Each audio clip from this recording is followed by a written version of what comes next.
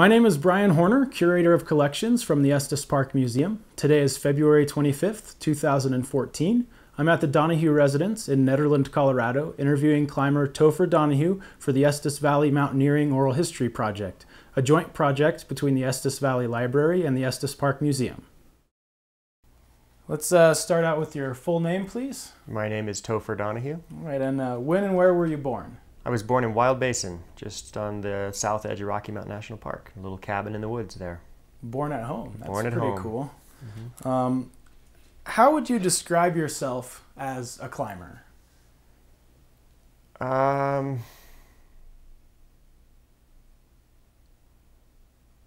guess I would describe myself sort of in the old school ways of climbing, where you're just a climber and you do what all those parts of climbing include, which really include rock climbing and ice climbing and mountaineering and skiing and camping and hiking and everything. So I realize now the world has sort of diversified and segmented these things where there's specialists in each genre, but for me it was always sort of the same thing. It's just a way to go out in the mountains and have fun. When and what was your first introduction to climbing? I don't remember when I started climbing. I think, from what my parents said, it was maybe 2 years old or so. My first memories of climbing were, again, not really sport-like, but more just exploring, going out and playing around in the mountains. But I guess my first times that I remember really technical climbing was with my parents, mostly with my dad. He was a guide and owned the Colorado Mountain School in Estes Park for 20 years. And so I went out with him when he was working, and I would just tag along and go do some climbs with him and his clients. So I was introduced to it through guiding, I suppose. How was it growing up with parents who were so involved in the climbing community, being guides and owning the school? It was great. I mean, I got to learn from a group of guides, and I got to that they were part in some ways my community more than even my friends at school were. I had a lot of friends who were 20 years older than me, 30 years older than me. And it was awesome. Some of my favorite memories in my life was hanging out with the guides and feeling like I was one of the big guys, even though really wasn't, but it was good. And I mean, I started guiding when I was 14 years old, and I was probably the youngest guide in the world, maybe still ever. I mean, at that, it was kind of amazing. I started training with the guides when I was like 7 or 8 years old, going out with the guides trainings, and I sort of started out just tagging along, but I inevitably would learn from them, and so I loved it. So and as far as the climbing community goes, I think it was a little bit different then, in that it was more of an oddball thing. Then now it's pretty cool climbing. Somehow it's gotten to be this like hip, cool, sexy thing. But in those days, it was pretty kind of grungy and alternative. It was. I can't imagine what to compare it to. Really, everything now is so sort of seems like everything's gone mainstream. I don't know if it was like being into grunge rock in Seattle in the 80s or what. I mean, but it was like it was not accepted.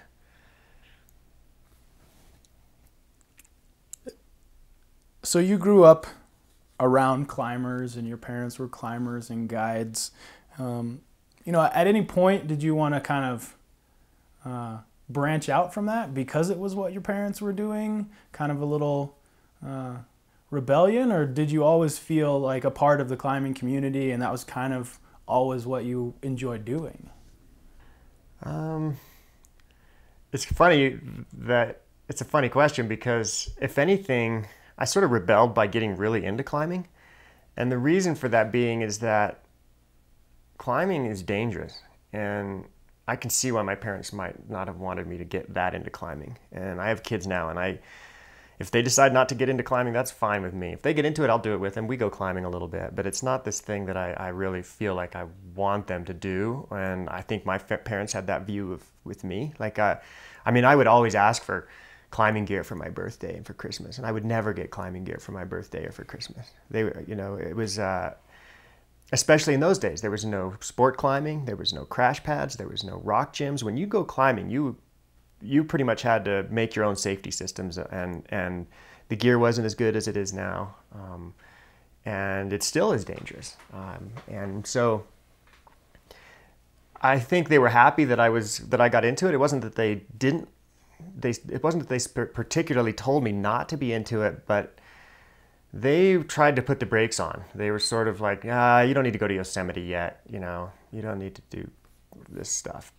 And my dad didn't want me to lead climb till I was 14 years old, like actually go up on the sharp end leading. And I now, as a father, and even then I understood it, because his reasoning was that until you're that age, you don't really understand mortality. You won't be able to make life and death decisions if you don't understand mortality. And I think he's right. And so guiding was a way to go climbing in a very sort of controlled and extra safe environment. To go out and be a climber was a very different thing. To go out and be a climber meant that you go out and you like go out to the edge and push your limits and those kind of things, or it can mean that. And so in some ways I rebelled by getting way into climbing.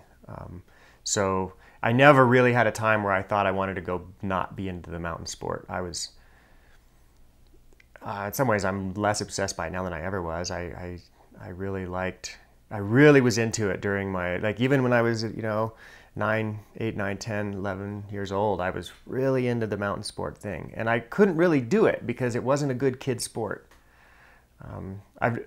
It's funny, but make a separate point here. It's funny that when I was young, climbing was not a good sport for the youth.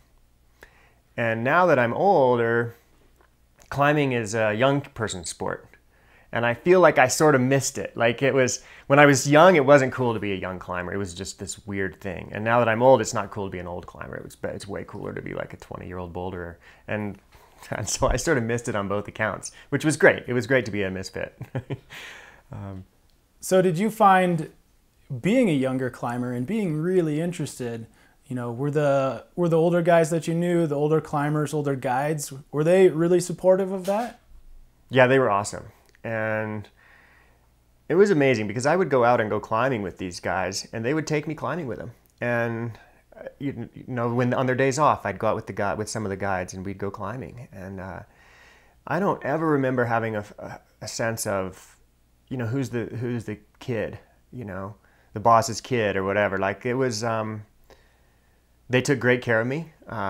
You know, they made sure I was extra safe, and it was awesome. So I never had a feeling like that from those guys. They were very welcoming, and I mean, I had some pretty wild adventures. I remember trying to do the diamond in the winter in a day. I was like 15 years old with this guy who was a great climber, and we didn't make it. We ended up doing a variation and going up to Chasm View and climbing out of there. And I remember doing just these, like a hanging belay and like with all these weird pieces of gear that none of them were great, but I had a whole bunch of them in, and with wearing like plastic boots and mountaineering gear on this like overhanging rock to get out of there. And I mean, some crazy adventures for sure. But no, it was awesome. Just to go back to the point you were making about kids not understanding mortality, I think some of the perception that the non-climbing public has about a lot of climbers is that they're these daredevils that are courting death every time they go out. Mm-hmm.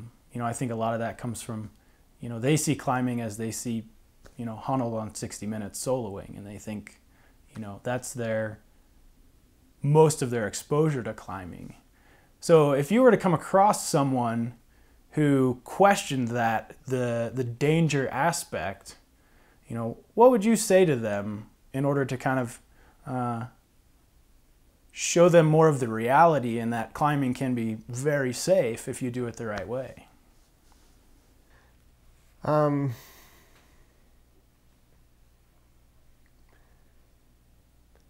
I think our culture has a misunderstanding of the difference between what we do for recreation and what we do for work or for our daily lives.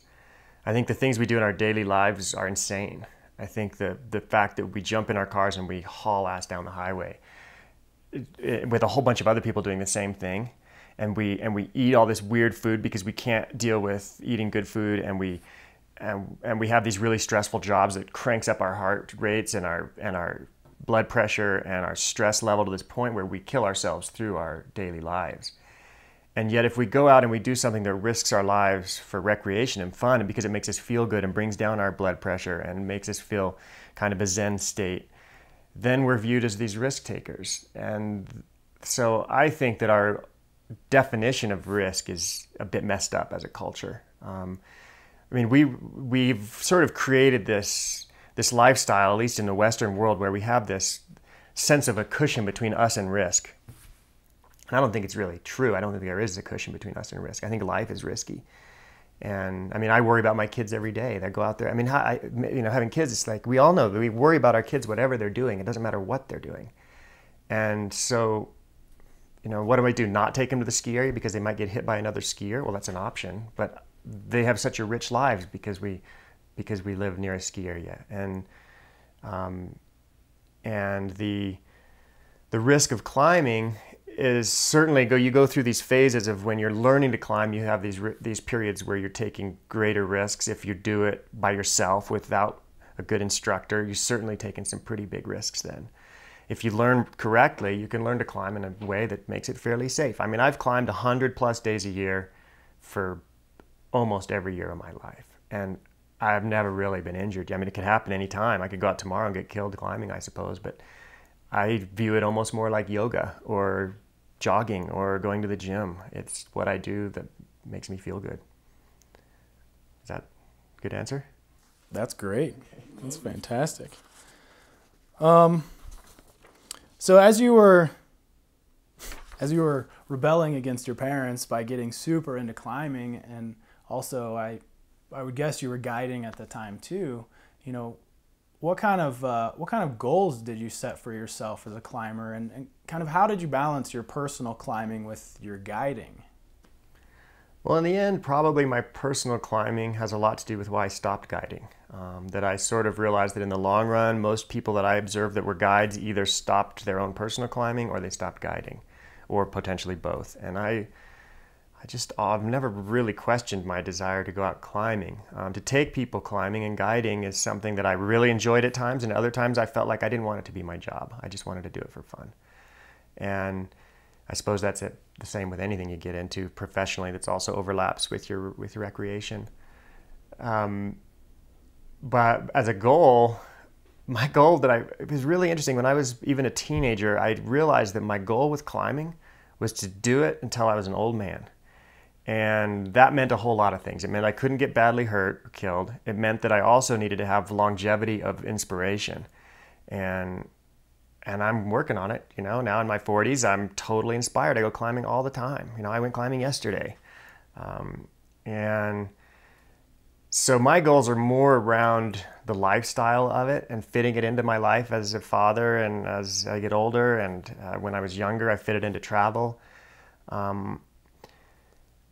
I've never had a ton of goals as far as specific climbs, and it's probably held me back for what I might have been able to do if I'd have been more goal-oriented. But it's more just to see how much I can do it and maintain the enjoyment of it.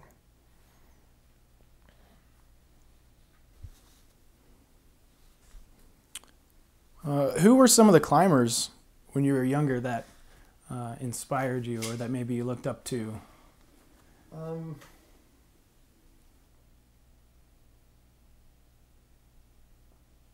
Well, on the kind of world scale, there was climbers who were, legends of climbing. And they, I guess my dad put this sense of risk into me that made me not really necessarily want to do what those guys did.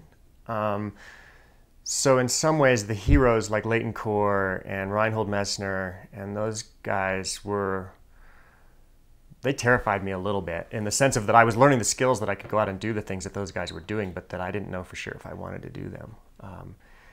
But locally, the people that were in the local community that I saw going out climbing and that I knew as people instead of just heroes were people like Harry Kent, Keith Lober was in Estes Park at the time, and I went climbing with him. I remember one day when I was in 5th grade, getting ready to go to school, Keith Lober came storming in the door of our cabin. And my dad was gone. I don't know where he was. My mom was there getting us ready for school. He comes in, "Peggy, Topher can't go to school today. There's this ice climb up in the park, and it's in, and we got to go do it today." And amazingly enough, I did pretty well in school, and my mom let me go, and I went ice climbing and did a first ascent with Keith that day, And so I thought that was pretty cool that this one of the local climbing heroes would come and grab the little kid to go do a climb with. And so those guys were my heroes for sure, in a sense. Not in every way. That was the other thing about growing up around climbers. I realized that it's a kind of climbing bum, ski bum pursuit. It's not entirely the way you want to build your life around being like these guys necessarily, but they all have these amazing qualities that you can certainly craft parts of your life around. And yeah, those guys inspired me a lot. I remember Keith gave me an ice axe after he got back from doing the first American winter ascent of the Eiger.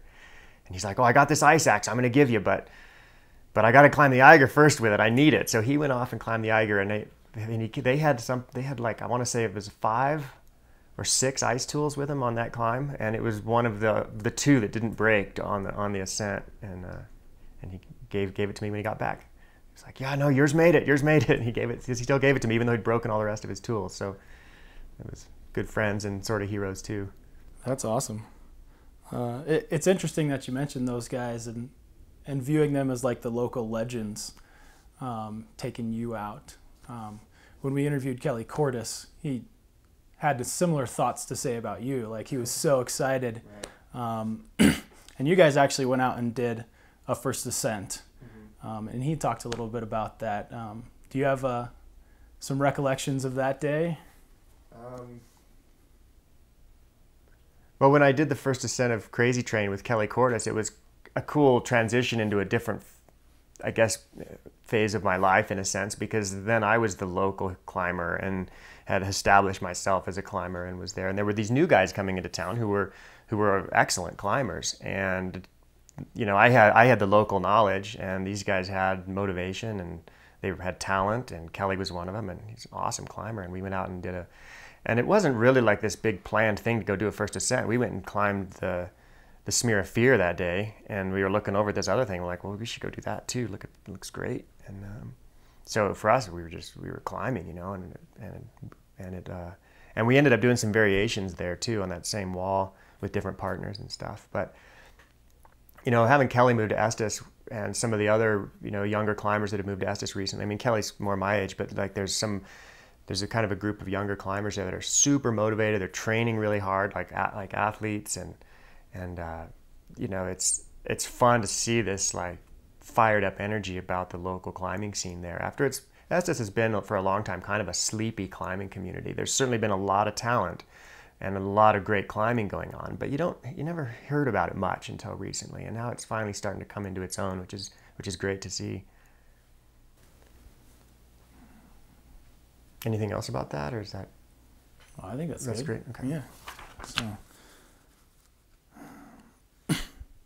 So with some of those new, younger generation of motivated climbers that come into town, is that do you try and kind of feed off of those guys' energy to keep you going a little bit? You mentioned your goal as being you want to climb for as long as possible. So has that helped you to stay motivated? I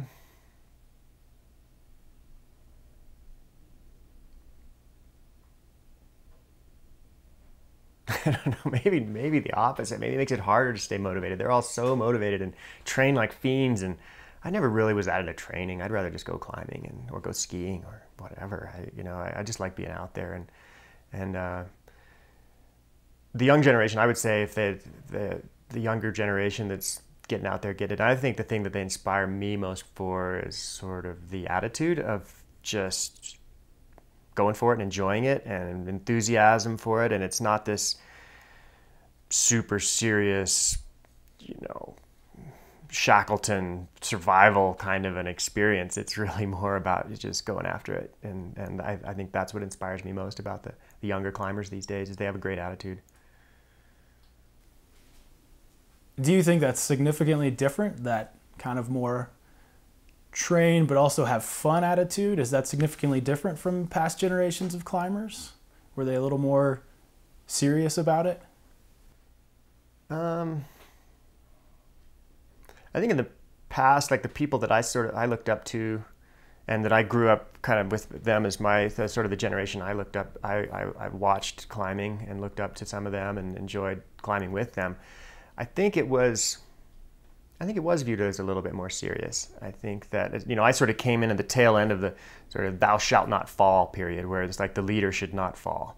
And we went out and fell off and found out that wasn't really true. And it's great, because even though I'm not that old yet, like I was there for that transition. I remember when cams were invented. I remember when free climbing kind of took off and became a big thing. I remember when the first aid climbs were being free climbed, and it was more serious then. And it took a little while for us to catch up and realize that we could kind of fall off, and that,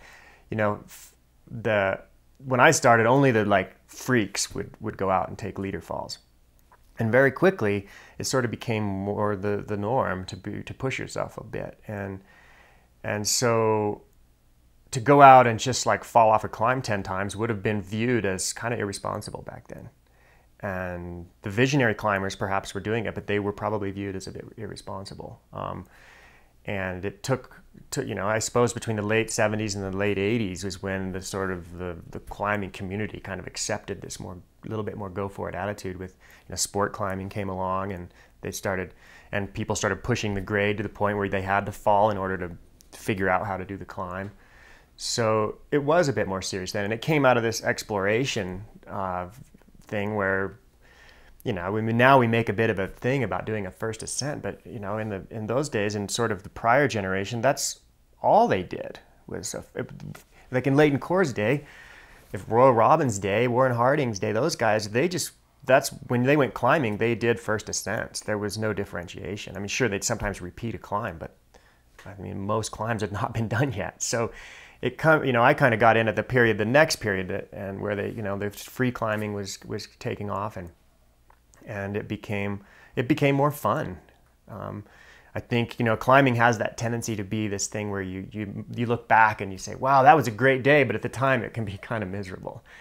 So it still has that, but in those days I think it was even more dramatic. The rack, the gear that you carried was so heavy, the packs were so heavy. I remember my dad explaining the painful moments of climbing with pitons, where you're trying to free climb because you can't really aid climb either. There's not enough gear to aid climb. So you climb up there, you get a piton in, you place the piton next to your handhold in the crack, and then you swing the hammer at it, and you miss the piton, and you smack your thumb with that piton hammer, but you don't want to fall off because your last piece of gear is way down there and you don't know if it'll hold or not. And so I think there was a little more misery involved. I think it would, a lot of people nowadays that enjoy climbing probably wouldn't have enjoyed it as much then. It was more for the little more masochistic sort. And I'm glad I got in on the era that I have, because climbing's been a lot of fun. And so I think that it is viewed a bit more. It's not just the Red Bull X Games thing of just getting crazy and flipping upside down and risking your life. It's just more fun now. So some of the personal things that you've done, other than crazy train, just this past fall, you were part of a first ascent of another ice climb in the Longs Peak Cirque up on the Diamond, the window pane, I think you guys called it. What was that like, getting so far up there and finding this new route? Well, the ice climbs, to begin with, are kind of a matter of partly luck, and perseverance. It's not, the climbing itself isn't that crazy difficult. It's more that we lived here long enough and watched the weather here and saw the big floods that happened in September put a lot of water in the high country in the fall.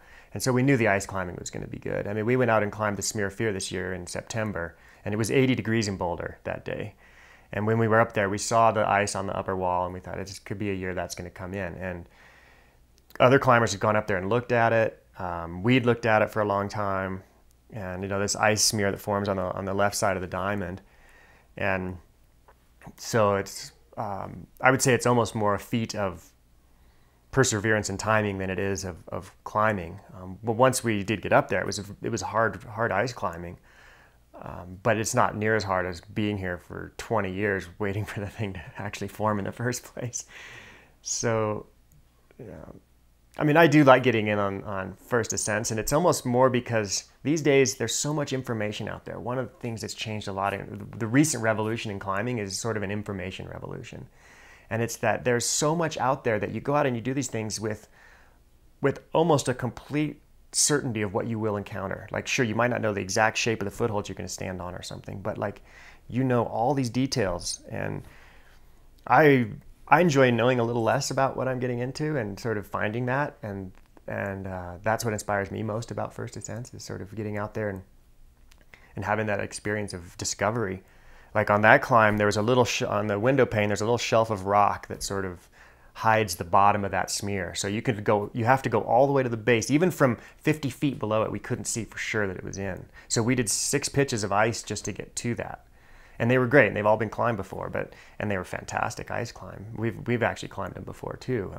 But the ice is always different. So it feels kind of like a first ascent anyway, even if it's been climbed before. And so then when we got to the base and realized it was in, that's a pretty exciting moment to see that we're going to be able to do it. And I would say that was the breakthrough moment more than even doing the climb, is realizing that it goes. And that's what's special about it to me, sort of that discovery. In some ways, I think that the definitions of achievement that we have in climbing are a little bit misleading to the experience. And from my own experience, when I go out and do a first ascent, a lot of times the first time I might not succeed in making it a free climb, or maybe not even make it to the top, or maybe not do it in the way that I would like to be able to do it. And then I go back later, maybe work on, if it's really hard, maybe it takes me a few tries, and I eventually achieve the climbing achievement of a free climb, or the official ascent. And by the time I actually do it, it's less of a breakthrough than that first time when I discovered it. I think an interesting example of that is Tommy's recent, I haven't been involved in it, but his big project on El Capitan, trying to free climb the Dawn Wall. And everyone's waiting with bated breath for this moment when he achieves the free climb of the Dawn Wall. It'll be this great moment. It'll be all over the magazines and all this news, and that'll be the big breakthrough. But in my mind, it already happened, and that is that he discovered a way to free climb that amazing face that seems like it almost is impossible to aid climb, let alone free climb. And he found a free way up that wall. And to me, that's the most exciting part of that story, is that he found that line. It's happened already. And sure, that's not how the climbing world will remember it, but to me, that's the achievement. And if Tommy, God forbid it happens, but if he gets in a car accident and can never climb again, to me, he did it. He achieved that ultimate, which is finding that way up that wall. It's not a matter of whether he did it without hanging on the bolt at that one spot. It's that he found that line. That's the visionary part to me. So I would like to see climbing sort of give a little more to the experience than the sort of goals, I guess. Well, the sort of definition of achievement in climbing is a funny one, because first of all, we're going a harder way up. I mean, some mountains are hard to get up and you go up the easiest way possible and they're still hard. But most of what we do in climbing, we're going up the hard way. So it's sort of silly to begin with. And there's a lot of endless debate about the ethics of climbing, how you do it, whether you hang on the gear, whether you put in a bolt, or whether you, how fast you did it, whether you camped, whatever you do. There's always these debates about, what's better style. And I guess I'm no fan of style and ethics. I just am more into the experience of it. And I've seen so many different kinds of experiences. I mean, I've seen, blind people and handicapped people do these amazing things in ways where stylistically there wasn't very good style, and it doesn't matter. They had great adventures. And for myself, at different times in my life, I've had times where one style was good for me at one time, and later in life it's a different style, and I go out and have equally great experiences. So I think there's a whole lot of noise around style and ethic of climbing that I think are sort of overdone and overhyped. I don't think it really matters. I think it's an experience you're going out to get. And if you go out and get your experience, if you're honest about it, maybe is the only thing that matters much is just sort of say what you did. And, you know, then that's the great thing about climbing. It's an individual pursuit. You can do it however you want.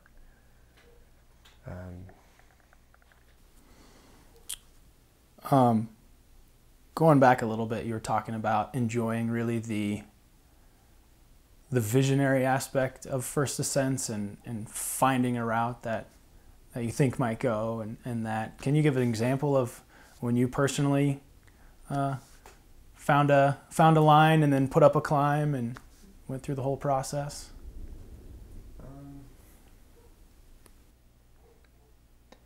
Yeah, I think one of the fascinating things about climbing and the development of first ascents and new routes and the kind of what becomes the ways up these walls and features and peaks is that each generation sort of finds what they need. They're the line that's the right difficulty for them. And you know, for me, I've gone out at this time when the big alpine walls around the world were beginning to be explored as free climbs.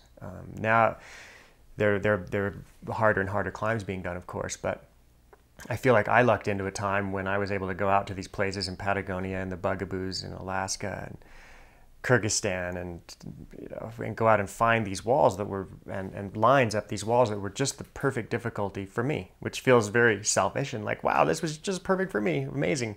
But I think it's sort of true for every generation. We go out and we find the climbs that are right for us. And you know, even in Rocky Mountain National Park, I was able to go up on these climbs, like on, you know, I'm trying to think of a good example. But I even just went up and went camping in the cathedral spires one time, and we didn't have any great plans. We just went up there and we wanted to do some climbing up by the Petit Grippon and the Sabre and stuff. And we decided that we would just try things that we didn't look between the lines in the guidebook. Go up and look at the guidebook instead of trying to follow the routes. We'll try to go up between them, see what we find. And we found these amazing lines. We did a new route on a peak every day, you know, on like 4 of them, 4 different days of climbing. And it's amazing once you get up there and into it how often it will go, and that you can climb almost anything. And it's, you know, there's a lot of, you know, you do a first ascent and it's supposed to be, you know, it can be kind of heroic, but at the same time it's often not. It's just you went climbing, and that's the best kind, is when you just go up and go climbing, and it just so happens to be no one's been there before. And I've stumbled into a few of those. I did a new route on the Diamond that way. It was an accident on the left side, and we just went up and just said, well, let's go up this way. And with modern gear, it's amazing what you can get away with. I think that the climbing media and the climbing community tends to put the people doing these first ascents on pedestals of heroism, and we don't really mind it. But at the same time, it ain't really that heroic a lot. It's sometimes you beat it into submission. You go up there and you try again and again and again and again, and eventually you can get something and call it a first ascent. Other times you just stumble into a really lucky, great line. But people are capable of a lot more. Even those of us who've never done first ascents are certainly capable of doing them. It's just more a matter of going out and trying things that may have never been done before. I don't know, I'm trying to think of an example. The question you asked about an example of putting it all together, I find it's not, I don't know, it's often not really like that. It's more just, I mean, I think first ascents is more about having an open mind than it is about doing something super difficult or unbelievably hard. I mean, they certainly can be unbelievably hard, but they don't have to be. Recently, I've been going down with my kids a little bit and climbing in Boulder Canyon here.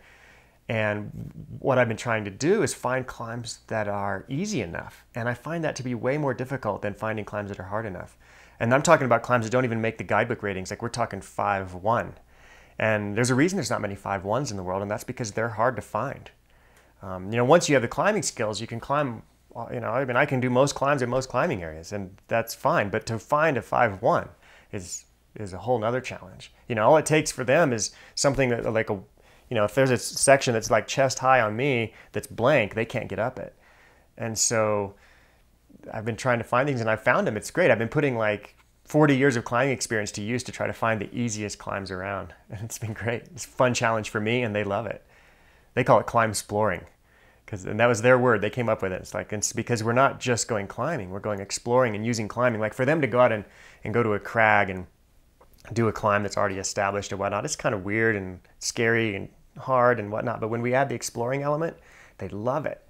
And to me, that makes me realize a lot of what I like about it too, is that I go out to do the same climbs over and over again too, but I really like the exploring part. It's one of the reasons I don't really climb in a gym much, is that getting better isn't important enough to me to feel like I just want to get my arms stronger and stronger and stronger. And I don't, just the gymnastic movement, I love the gymnastic movement of climbing, but it's not quite enough to captivate me. So without the exploring the rock, it's not that interesting to me. Climb exploring. Yeah, I like that. That's yeah. That's good. So you talked a lot about stumbling on first ascents and things, but there's also another notable day that you did, the amble in the park. That seems like something you would have to kind of plan out beforehand. So you've kind of done both sides of it. And what was that like? What was the inspiration behind that, and kind of the preparation, and how did the day actually go? Well, as everything has gotten climbed, then you start thinking about these creative ideas that may have not been done before, or may have. But then once they've been done before, it's not as much of a feat of creativity as it is just being able to do it. Going to do the nose in a day on El Cap has been done lots of times, but it's certainly a great challenge. So whereas the guys who did it first, it was this sort of visionary idea of like, wow, we've done all these other climbs. I bet we could pull that off in a day. Wonder if we could do that in a day. And as you climb more and more, it's interesting. It's almost like this, the mountains in some ways shrink, and that you start to be able to do them faster.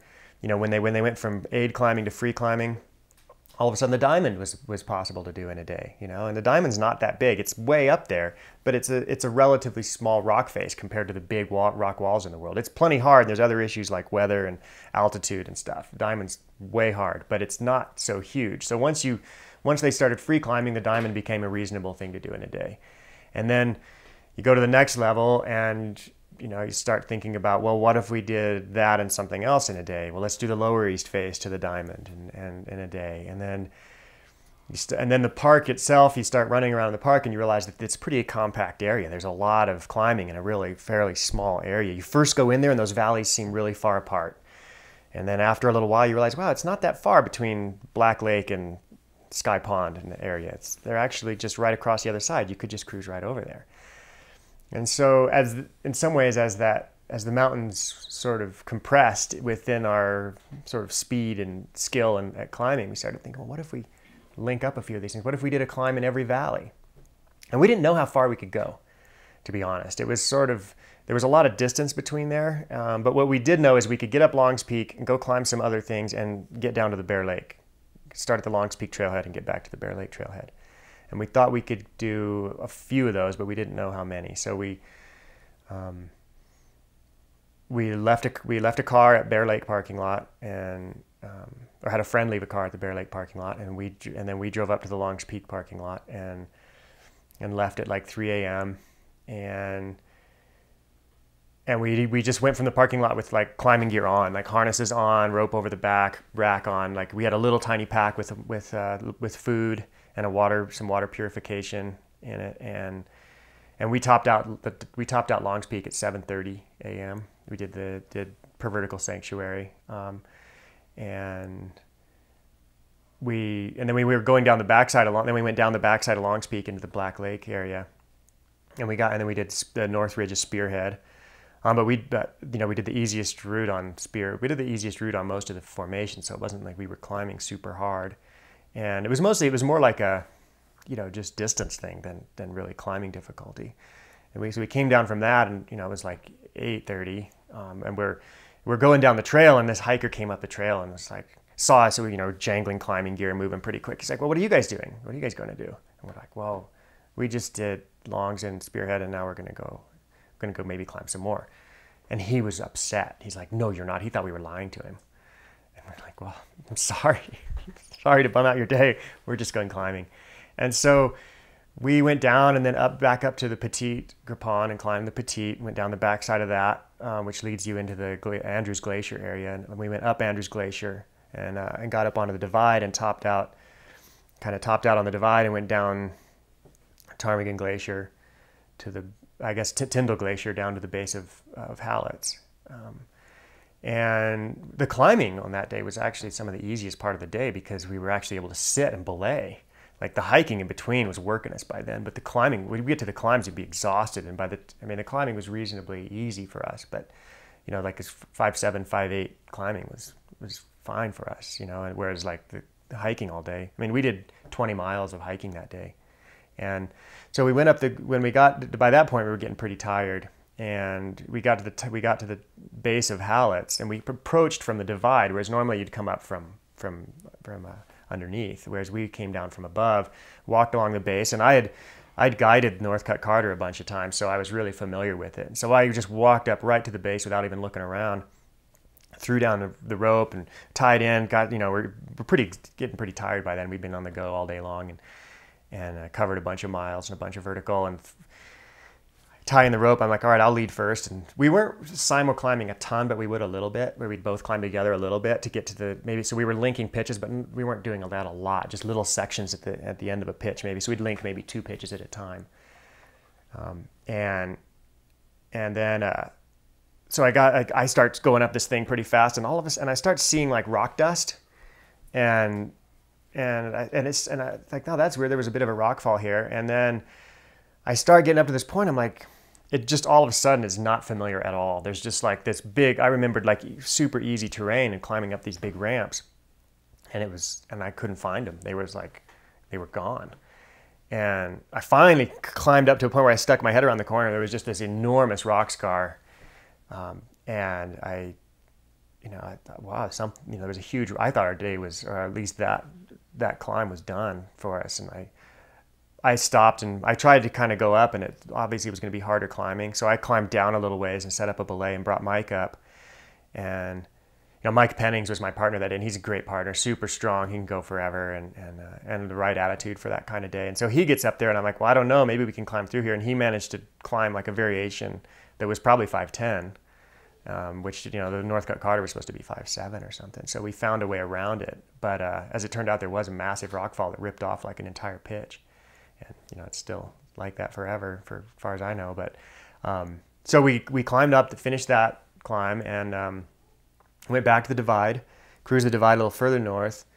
And, at this point, we're sort of like, well, I wonder if we can do one more. We're like, we could do the spiral route on Notch Tops, like 5.4. We could do that. And we knew it was going to be dark by then. So we went down, we did that.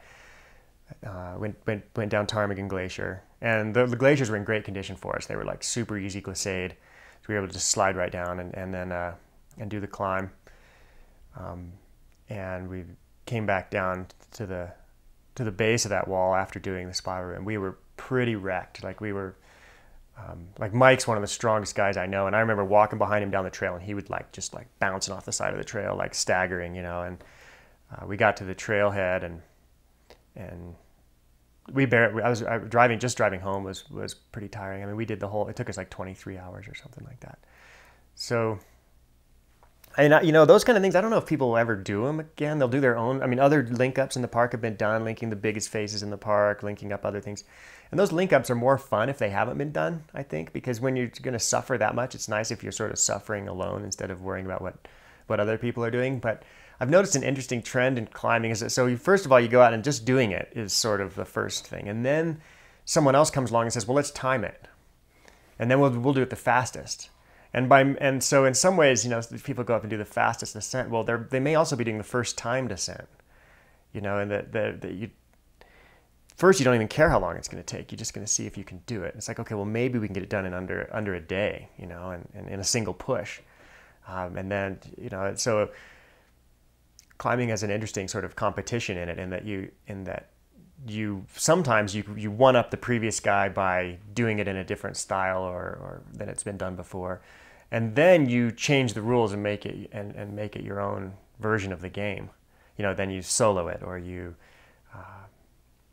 do the first ascent in the dark, or you do the first ascent with a clock and you time it. And, you know, I think those ascents are great and the achievements are great, but I think it's important to remember that they're also changing the definition of the game, that the first people to do these things were the ones who had it comes back to that vision of doing it in the first place.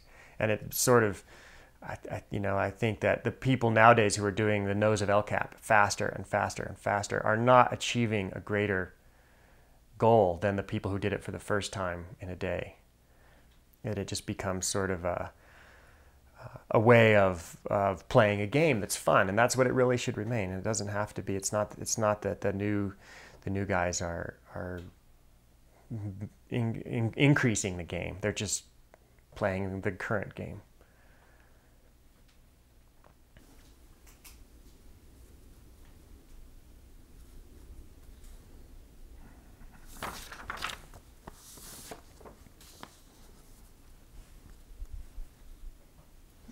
So you talked about the new guys playing the current game and sort of changing the rules as they go to keep climbing fun, and I guess probably a lot of it has to do with keeping personal motivation high. Where do you see climbing going in the future? Have you thought about that at all, or? Yeah, I wonder where it'll go, where climbing will go as more people get involved. I think it becomes increasingly important for people to define the sport the way that they want it to keep it exciting and exploration in places where people have gone before. And that's really why climbers redefine the game, is so that they can find exploration and the unknown and all those things that, you know, climbers have always looked for within the time, in this current time where people have gone most places. So where it will go in the future, I don't know. I hope it continues to go the way it has, which is sort of always exciting for the current generation of climbers, and that they're finding their challenges. And, you know, I think a part that is missed a lot in sort of the climbing media and the history of climbing is every man's experience. Not that, I mean, I've had a time where I got to go out and do cutting edge things, but during that time there was people going out and doing the trade routes, and those people are also having exceptional experiences, and I think there's not quite enough credit giving to those experiences. I mean, every day in El Dorado Canyon and in Rocky Mountain National Park, there's these adventures going on that are as good or better than the adventures that are happening to the best climbers in the world. And we don't hear about them because they're not at the cutting edge. But I don't think it makes them any less of an experience or an adventure.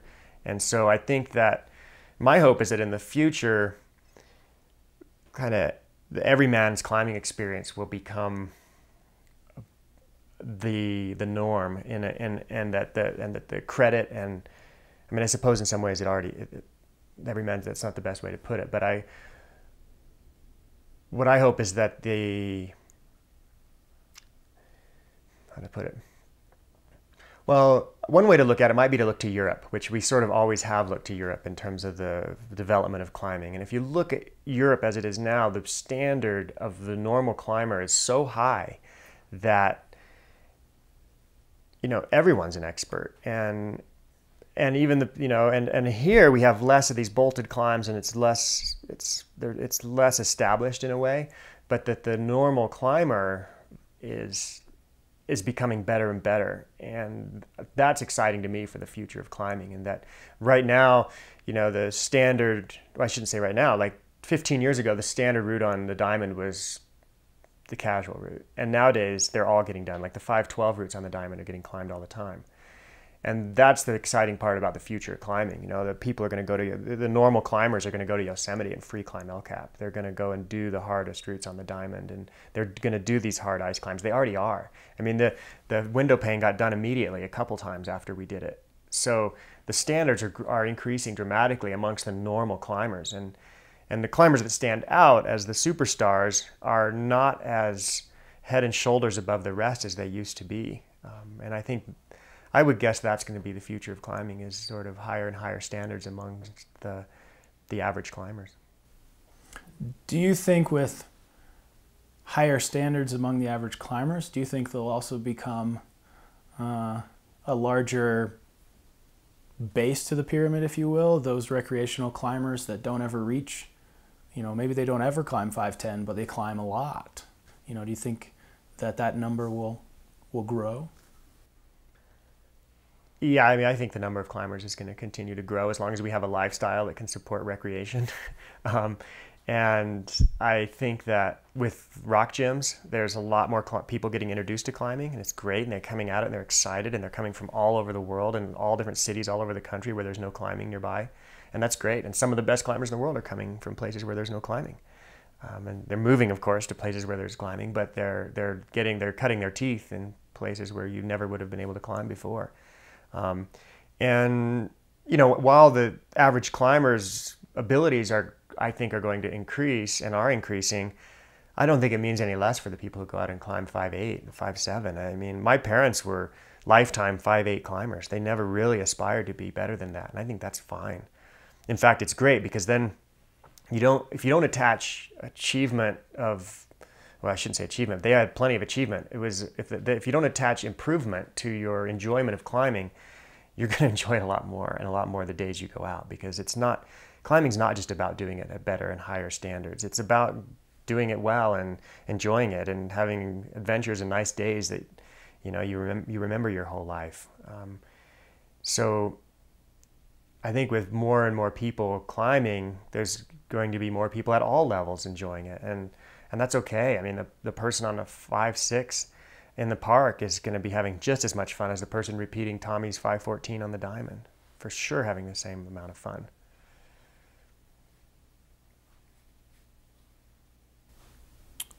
So let me add something to that. Sure. But I think so. Another one of the myths of climbing is that the harder you do it, the better it gets, and that's not really true. Like, it's great at all levels, and I've had just as much fun at every level I've ever climbed, and I'm one of the things about having the goal of climbing till I'm an old man is that, or when I'm an old man, is that I'm going to have to accept climbing at lower levels. I'm not going to be able to climb at the level I do now and have in the past. So I need to find the enjoyment in all levels of climbing, and it is. And I think that's one of the great things about Rocky Mountain National Park is that there's fantastic world-class climbing at all levels. And I'd say it's one of the best characteristics of Rocky Mountain National Park is that you can go out on more days of the year and do more different kinds of climbing of more different grades than anywhere I've ever seen. You can go out and go ice climbing, skiing, and rock climbing all in the same day on 9 months of the year. And that's pretty impressive for a climbing area. Not many places can you do that. So you talk about enjoying climbing at every level. A lot of the other climbers we've interviewed didn't last as long as guides as you did. You said you guided for around 15 years. And you said you stopped for some of the same reasons. You wanted to pursue personal climbing and guiding. They're really two different things. But a lot of the other climbers we've talked to didn't make it more than 3 or 4 years. Do you think that your overall enjoyment of climbing at different levels helped with that? Yeah, climbing with different levels, or enjoying climbing at different levels, definitely I think helped my longevity with guiding and with my own climbing. I found that I learned a lot from climbing a lot of moderate terrain while I was guiding.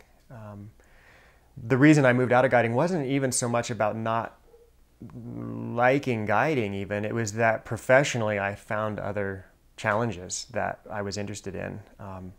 I felt like I'd sort of achieved the most I could achieve as a guide, which probably wasn't true, but I still was, a top level guide, and I was in my 20s, and so I wanted to have other challenges, and that's how I got into photography and writing and journalism and communications projects that gave me other challenges.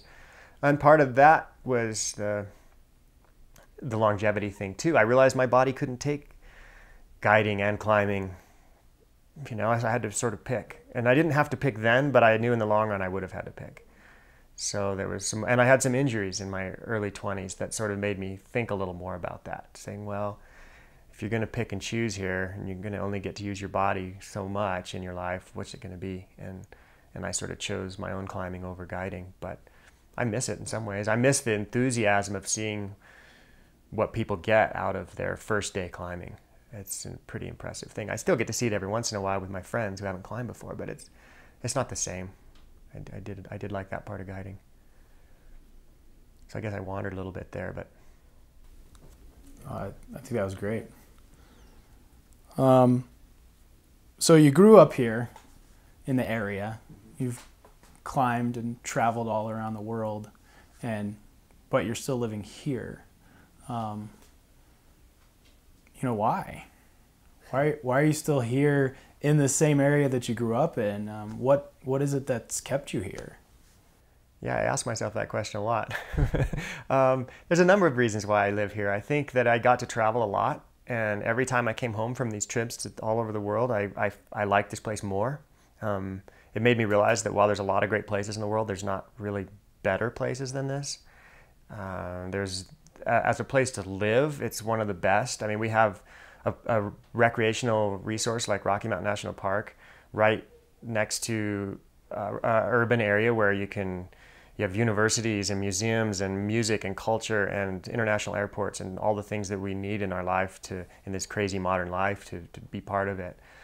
So it's a place where you can sort of remove yourself and be in the mountains, but you can also very easily step into the modern culture and take advantage of that and be part of it. And that's now at this stage of my life, that's one of the biggest reasons that I think I'm here, is that for my family, my wife works at the university, and we live in a funky little mountain town, and she takes public transport bus to work when she needs to go to work, and works from home part of the time because we have high-speed internet. And I have right in my backyard a great wilderness area that I can go play in, and I'm right next to Rocky Mountain National Park when I want to have an alpine adventure, and it can all happen right here in the same place, and that is really valuable to me. And I don't know where I'd go if I ever left here.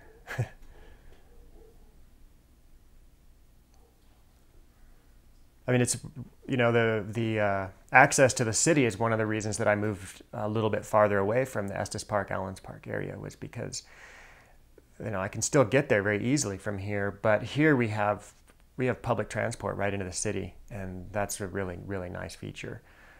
And it's also not a tourist town, so I like those factors here over. I mean, I like Estes Park too. I love it there, but I don't really want to live there anymore.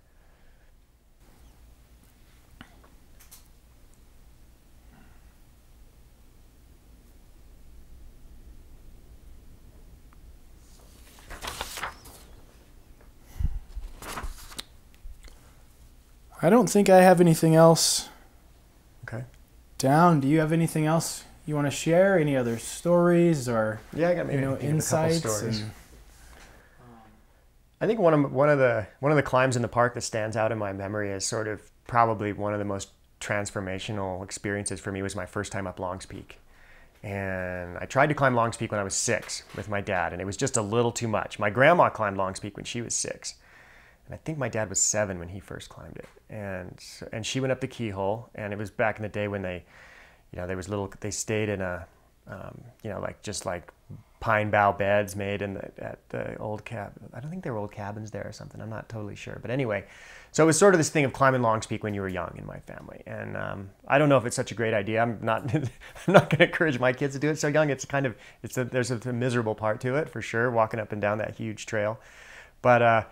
It builds character, I suppose, is what they would say. But so when I was 7, we tried it when I was 6. I couldn't quite do it. It just seemed like too much, and it was one of those really windy, cold summer days when it was just gnarly up there and hard on my psyche. And my dad didn't push me too hard, and we turned around. We were up above the boulder field a little ways, so I went back up when I was 7, and we climbed the north face, and it was covered with ice. And so my dad had made these. He knew it could be icy, and there was snow on it also. So he'd taken the front part of these old crampons and strapped them onto figured out a way to strap them onto my little boots. And I remember being up there, and probably partly the feeling of altitude, having never really experienced that kind of altitude. It's kind of a slightly narcotic experience anyway, and being that age, and And being up there on these slabs covered with this veneer of ice that you can see through the ice and see the lichen and stuff underneath it. And in this wild environment of like just rock and snow and ice and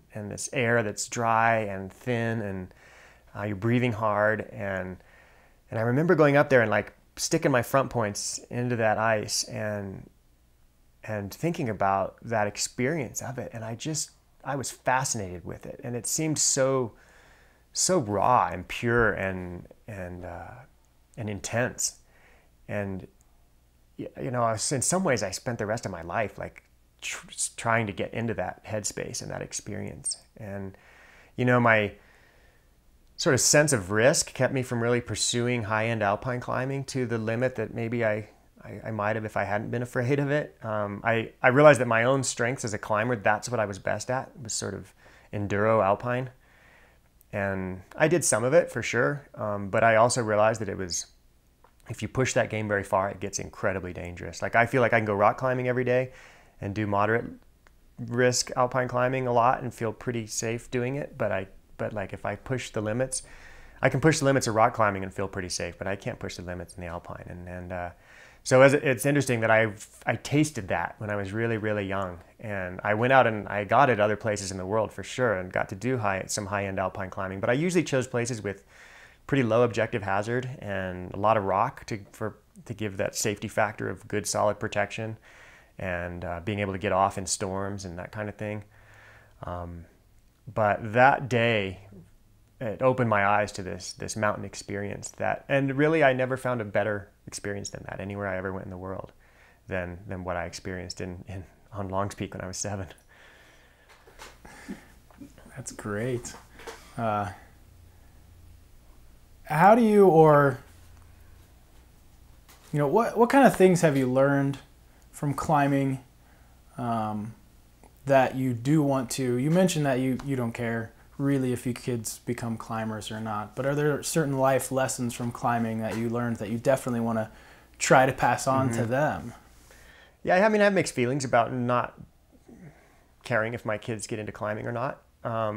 Because it did influence me dramatically, and it influenced me as a parent, you know. And one of the sort of surprising things to me about becoming a parent after having spent a lot of years climbing and traveling and just climbing as much as I possibly could and being some ways irresponsible from a cultural perspective was that climbing prepared me perfectly for parenthood, like especially the alpine outrageous adventures, because parenting is an outrageous adventure for anybody. And I don't really feel this need to control my kids' experience in life.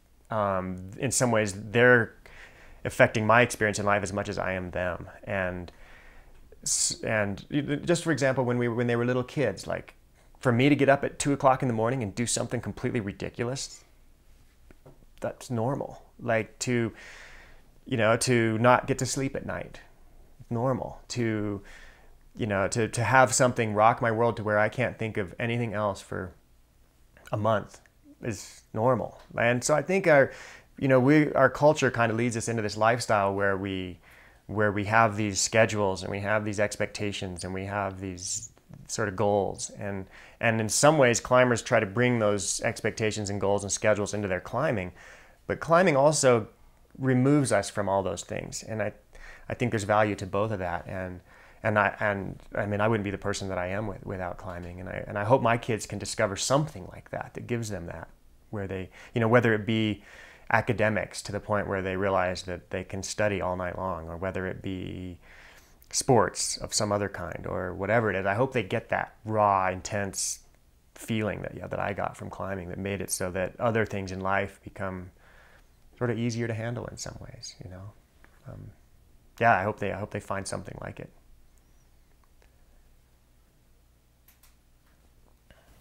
Anything else you want to share?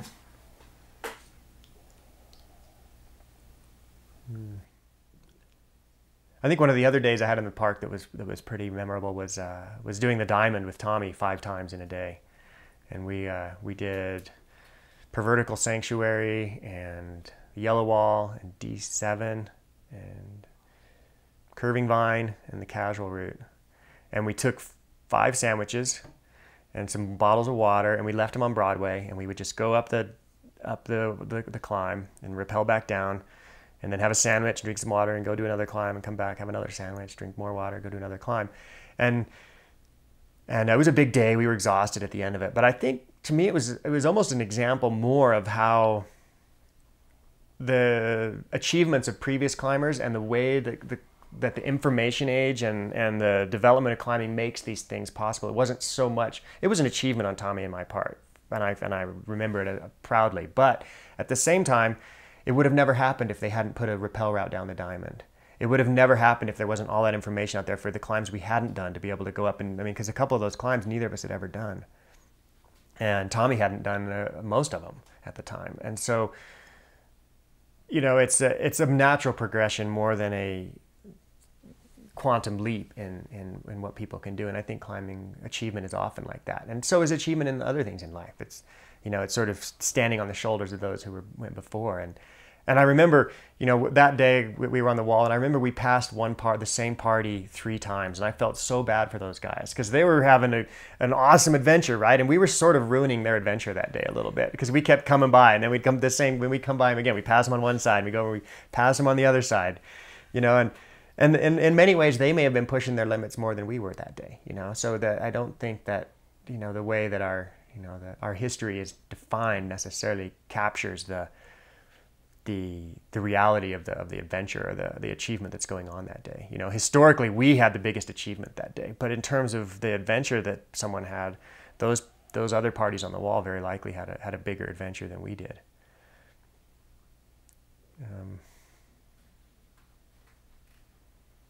I mean, I guess, you know, the other thing is just the quality of the climbing and mountain adventure in Rocky Mountain National Park. I learned there, and I went all over the world to, you know, the world's greatest mountain ranges, and had adventures that I didn't just go to those mountain ranges and try to climb a peak. I tried to climb the hardest peaks there and the hardest routes on the hardest peaks in a lot of cases. And I was always ready for it. You know, the park trained me perfectly. Like, I mean, I did projects getting to, you know, to photograph heli skiing in Canada, and the skiing that I got to learn here prepared me for skiing, and it's some of the wildest stuff you could imagine, and some of the greatest skiing in the world, and that's not even the roped climbing stuff, you know. I mean, going to Patagonia and China and Alaska and these places, I was always ready, and I owe that entirely to Rocky Mountain National Park. So yeah, you know, it means a lot to me, that place, and the, you know, the climbing that's going on nowadays, these, you know, the younger generations putting up, you know, climbs as hard as anywhere in the world just about there. And the, you know, the old school mixed climbing. I mean, nowadays mixed climbing has changed a bit. It's become this thing where guys go put bolts in overhanging caves and then maybe climb onto some ice at the end, or maybe not. But the old school mixed climbs that are in the park are as good as anywhere in the world. The kind where you're climbing up a little, like you mentioned about Long's Peak when I was 7. I still get to go out and do that and like climb this ice that just formed last night, and you can see the lichens underneath the ice, and you're chipping little holes in it, and you're placing really good protection in the rock next to it, and putting together all those different aspects of climbing. And that's, you know, it's unique that way, and I don't know that there's anywhere else in the lower 48 that is like that. And then if you go further north up into Canada or Alaska, they have that, but then when it becomes wintertime, it's shut down. You know, it's winter activities or nothing. And I think it's a unique place that it's at this latitude where we get winter and we get ice and we get snow, and yet it's low enough latitude that we get melt and freeze at a lot of different times of the year, and it's got altitude so that, you know, it avoids some of the changing climate that we have here, where we're losing some of the glaciers and stuff. We still have enough altitude to give it the freezes, and so I mean, I think it's going to play a rich role in the future of mountain sport. So, okay, that's about what I got to say. Awesome. Thanks so much. That was great. Good.